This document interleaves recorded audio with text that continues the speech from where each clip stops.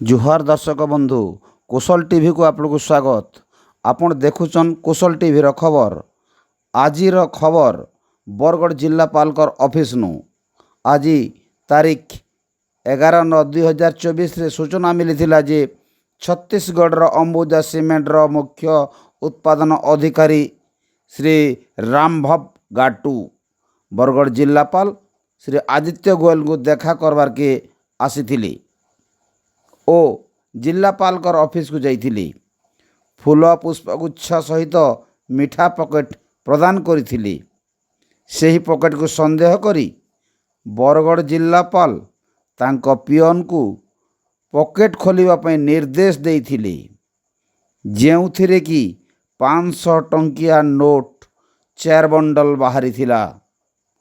तेणु उक्त व्यक्ति को अटक रखी विजिलेंस कर्तृपक्ष को सूचना दिगला। सूचना पाइला परे विजिलेंस दल सेठाकु पहुँची 2 लाख टंका नगद थिबा पकेट को जबत करी उक्त व्यक्ति को मध्य गिरफ्त करी case number 23 dated 11/9/2024 under section 8, 9, 10 PC संशोधन अधिनियम 2018 अनुसार संशोधित एक्ट 1988 रे अभियुक्त को गिरफ्त करी कोर्ट चालाण करागला। भल कर देखि नियंतु ए व्यक्ति को।